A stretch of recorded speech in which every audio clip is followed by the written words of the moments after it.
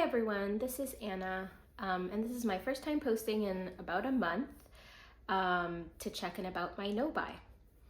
So first I'll just share that I'm feeling pretty sad. My beloved bear, my pup of 14 years, just passed away a couple of days ago. And yeah, I'm just feeling really sad about it. But I decided to film today to make some space for something else and give myself another little side project to focus on to get my mind off of things. I'll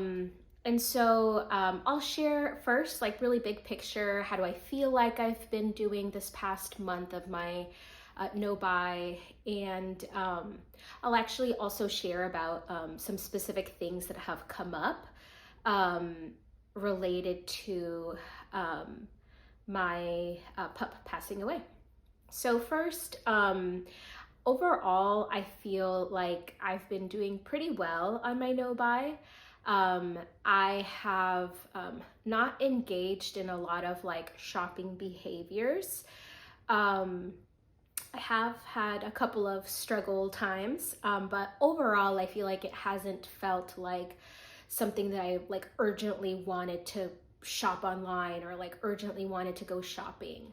I've even been surprised. I haven't felt like going thrifting, which is usually like my weakness because it's like a fun thing. It's an outing. It's an activity.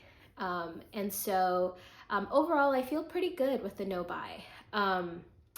Now, I will go into the, like, I guess, I don't want to call them failures because I don't think I've failed my no-buy, but like the couple of times where I feel like I have been challenged and the purpose of the no-buy has been a little bit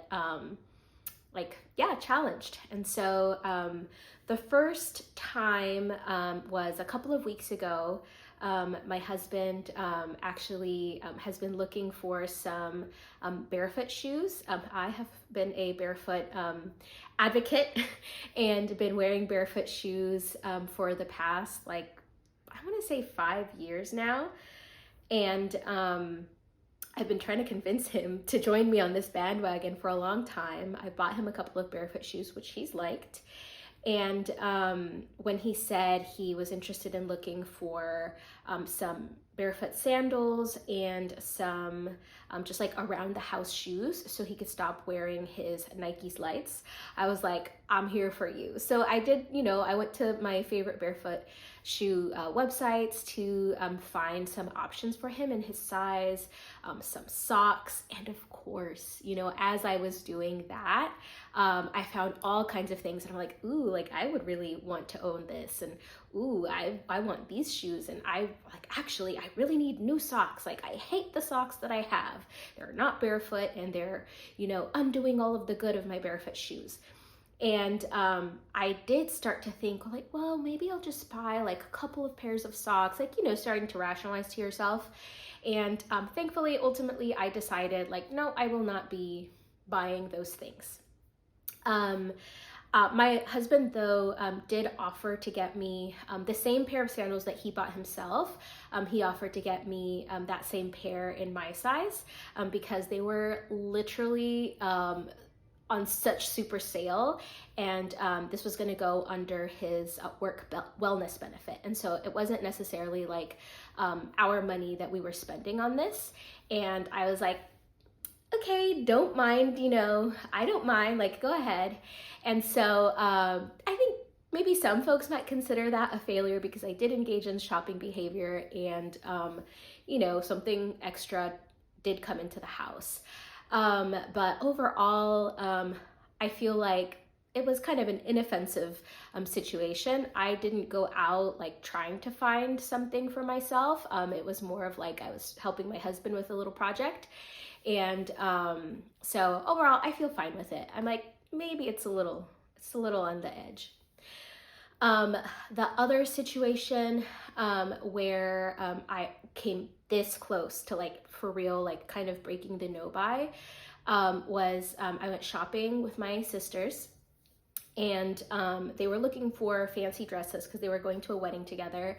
And I just went along, for the girls' trip.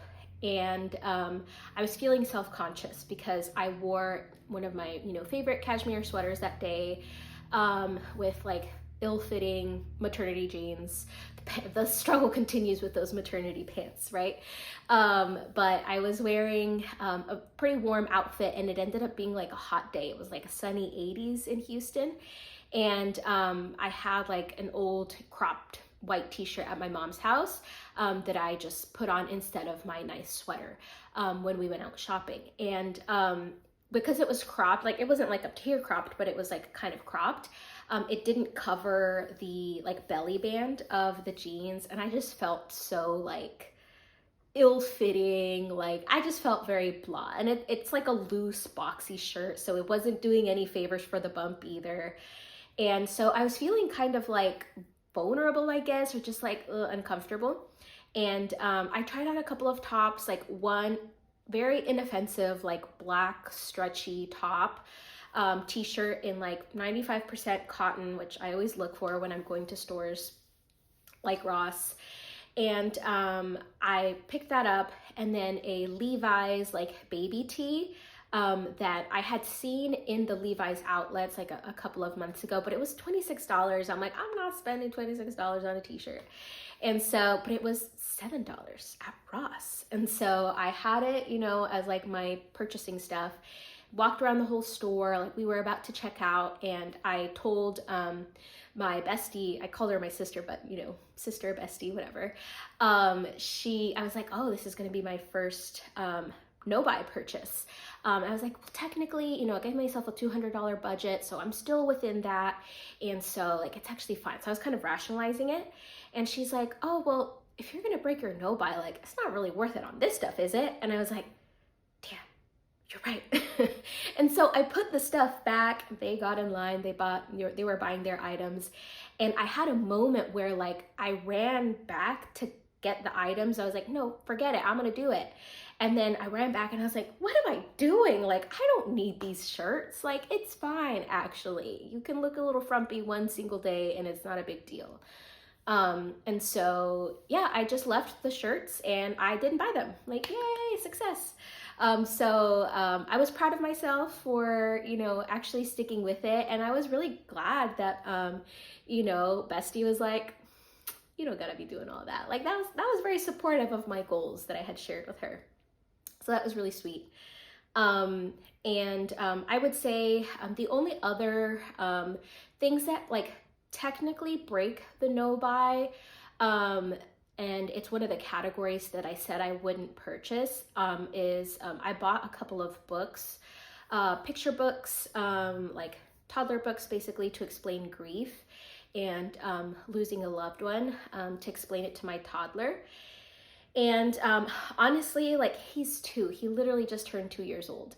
And he probably doesn't care, doesn't understand. He has not asked for, Bear, which is like kind of a relief, but it's also kind of devastating. Like I want him to care, I want him to miss his brother. But anyways, I bought these books to help kind of explain to him, and also for me, like just to help me process. And so I feel like even though I technically broke the rule of like, I don't want any new books, like I really see this as a purchase that's like supporting like my healing journey, and it's like with a really specific purpose. And I feel like this is something that we're gonna continue to be able to use as a learning tool for my son. And so overall, I'm like, I don't care. Like, I don't feel like I was engaging in weird obsessive shopping behaviors. Like I didn't just watch a YouTube video and they recommended some books and I was like, sure, I'll buy them. That sounds good. Or like I wasn't, catering to my fantasy self by buying a bunch of cookbooks that I knew I wasn't going to actually use. So overall, I still don't count that as a failure or breaking my no buy, even though technically it did. Like I said, overall, I feel really good. I feel proud of myself for, having held up this long, and I'm hopeful that this next month I continue to be successful. I do think that like being in this vulnerable, like in my feelings sort of place, I do notice myself feeling more like dissatisfied, I guess. Like I've been, because the seasons are kind of changing again and it's getting warmer in Houston, I'm wearing like my dresses and like different outfits. And I'm like, oh no, I don't like how my arms look. Oh no, like this isn't flattering. Like I need different clothes. And I'm starting to see like, no, no, like we don't need to like fix our feelings through shopping, because the reality is it's like I'm not feeling dissatisfied in my clothing out of nowhere, right? It's because I'm in a vulnerable place, like I'm going through a hard time emotionally, and I'm like looking for something that's fixable. And what's fixable? Like my ugly clothes that don't fit right. Like I can just buy clothes. But I know that if I actually go buy clothes that like maybe objectively I do look nicer in them, they fit me looser, maybe objectively they are more flattering, it still won't actually fill the hole in my heart, because the hole in my heart is not having my pet, right? And so, yeah, I'm just really gonna do my best to stick with the project. I find it a really helpful tool to just automatically tell myself, no, you don't need it. And it's helping me actually like face my feelings, y'all. Like I think if maybe I wasn't going through no buy, I would let myself, treat myself because I'm going through a hard moment, maybe use that as an outlet instead of dealing with my feelings. But you know I'm going through the process and just journaling a lot, and just feeling sad and just feeling my feelings. So that's how it's going. I've been better, but this is life, right? Like we go through hard times. We lose loved ones. We lose, pets who like mean a lot to us. And it's really important that we're able to like be present and not use like shopping as an excuse, and not allow shopping to take up the place of like actually dealing with our feelings. So thanks for listening, y'all, and I'll see y'all in a couple of weeks probably.